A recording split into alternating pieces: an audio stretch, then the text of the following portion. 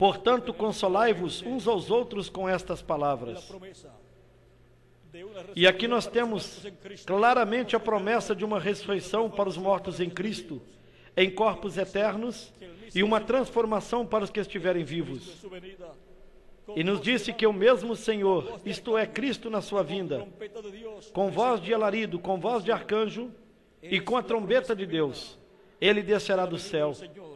E esta é a promessa divina da vinda do Senhor para chamar e ajuntar os seus escolhidos, e para a ressurreição dos mortos crentes nele, como a transformação dos vivos em Cristo.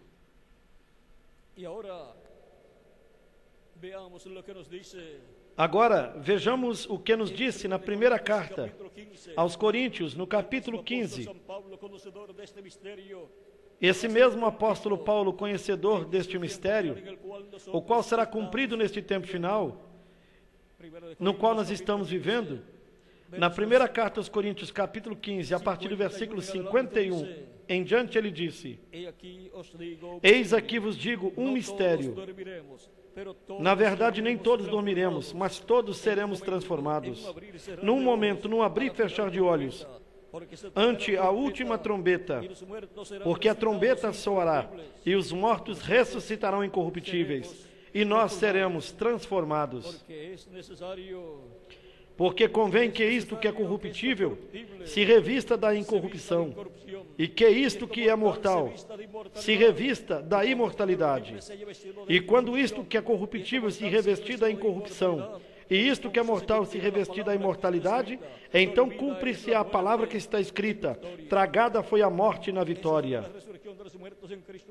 Isso será a ressurreição dos mortos em Cristo em corpos glorificados, e a transformação daqueles que estiverem vivos nesta terra. Os crentes em Cristo nascidos de novo. Virá uma transformação para todos os crentes em Cristo que estarão vivendo neste tempo final e que não verão a morte até a sua transformação.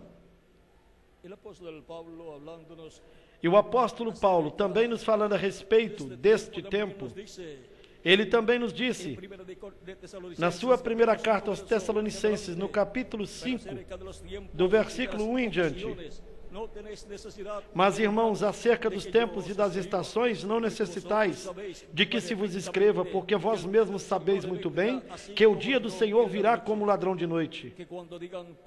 Pois que quando disserem a paz e segurança, então lhes sobrevirá repentina destruição, como as dores de parto àquela que está grávida, e de modo nenhum escaparão. Mas vós, irmãos, já não estáis em trevas, para que aquele dia vos surpreenda como um ladrão, porque todos vós sois filhos da luz e filhos do dia. Nós não somos da noite, nem das trevas. Não durmamos, pois, como os demais, mas vigiemos e sejamos sóbrios, porque os que dormem, dormem de noite, e os que se embebedam, embebedam-se de noite. Mas nós que somos do dia, sejamos sóbrios, vestindo-nos da couraça da fé e do amor, e tendo por capacete a esperança da salvação. Porque Deus não nos destinou para a ira, mas para a aquisição da salvação por nosso Senhor Jesus Cristo, que morreu por nós, para que, quer vigiemos, quer durmamos, vivamos juntamente com Ele. Pelo que exortai-vos uns aos outros e edificai-vos uns aos outros, como também o fazeis. Aqui, o apóstolo Paulo nos mostra que Deus não nos colocou para a ira. Portanto, antes que a ira de Deus seja derramada sobre o planeta Terra, durante o lapso de tempo chamado a Grande Tribulação, a qual durará 3 anos e meio, e que cumprirá a segunda parte da semana de número 70 da profecia de Daniel, antes que ocorra esse espaço de tempo da Grande Tribulação, Cristo ressuscitará aos mortos crentes nele, e aos crentes em Cristo que estiverem vivos, os transformará. E então seremos imortais fisicamente, porque teremos um corpo novo, eterno, imortal, incorruptível e glorificado, como o corpo glorificado de nosso Salvador Jesus Cristo. Essa é a promessa de Cristo para todos os crentes nele. Portanto, neste tempo no qual vivemos, e no qual Vimos tantos terremotos, vulcões em erupção, tsunamis e todas essas coisas que estivemos vendo são sinais do tempo final. Portanto, vendo os sinais do tempo do fim, não temos outra coisa que dizer senão: Senhor, ajuda-nos. Senhor, eu quero ser transformado o mais rápido possível. Eu quero ir contigo à ceia das bodas do Cordeiro. Senhor, eu me entrego em tuas mãos. E Cristo fará nessa forma, pois Ele o prometeu. Portanto, pensando na maneira em que o salmista pensava, no Salmo 46, a partir do versículo 1 em diante, nós também assim pensemos. Diz assim no Salmo 46, versículo 1 em diante: Deus é o nosso refúgio e fortaleza, socorro bem presente na angústia, pelo que não temeremos, ainda que a terra se mude, e ainda que os montes se transportem para o meio dos mares, ainda que as águas rujam e se perturbem, ainda que os montes se abalem pela sua braveza.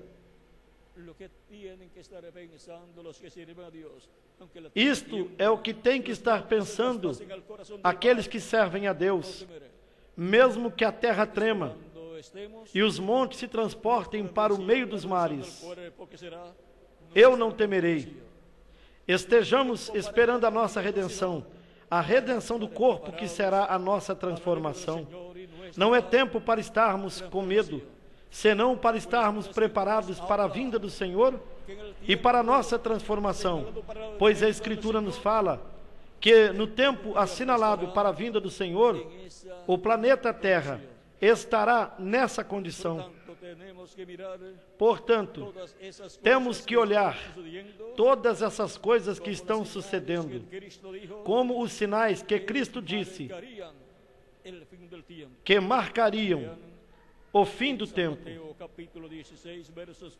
E vejam também em São Mateus, no capítulo 16, nos versículos 1 ao 4, que diz: E chegando-se os fariseus e os saduceus para o tentarem, pediram-lhe que lhes mostrasse algum sinal do céu.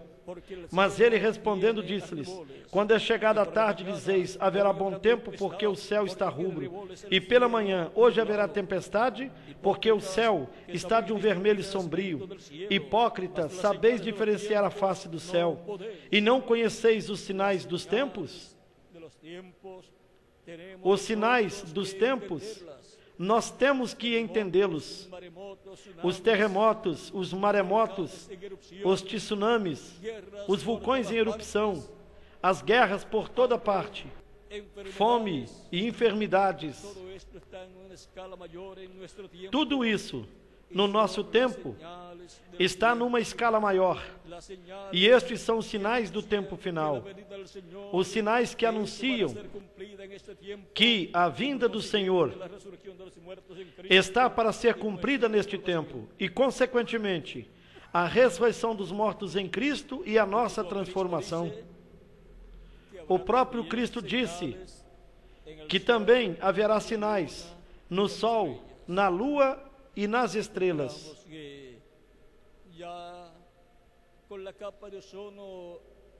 E nós podemos ver que com a camada de ozônio afetada, os raios ultravioletas do Sol estão passando mais diretamente nos diferentes países e está afetando a vida da natureza, incluindo a vida do ser humano. Porque a Escritura disse também que o sol queimará milhões de seres humanos. Isso está no livro do Apocalipse, como também em Malaquias, no capítulo 4, Versículo 1 em diante, onde disse: porque eis que aquele dia vem ardendo como um forno, todos os soberbos e todos que cometem impiedade serão como palha, e o dia que está para vir os abrasará, diz o Senhor dos Exércitos, de sorte que não lhes deixará nem raiz nem ramo. Aqui nos fala de um tempo em que os soberbos, os maus, serão queimados, serão estopa. Isso nos fala da radioatividade, que será desatada numa terceira guerra mundial atômica e que afetará a toda a humanidade. Mas para vós que temeis o meu nome, nascerá o sol da justiça, e salvação trará debaixo das suas asas, e saireis e crescereis como os bezerros do cevadouro. Isto nos fala da vinda do Senhor para este tempo final. A vinda do Senhor como o sol de justiça. Como ele disse em São João, no capítulo 8, versículo 12. Eu sou a luz do mundo. Quem me segue não andará em trevas, mas terá a luz da vida. Cristo é o sol de justiça. E por esse motivo, ele se representa no sol nascente. Para os que temem o meu nome nascerá o sol da justiça, e em suas asas trará salvação.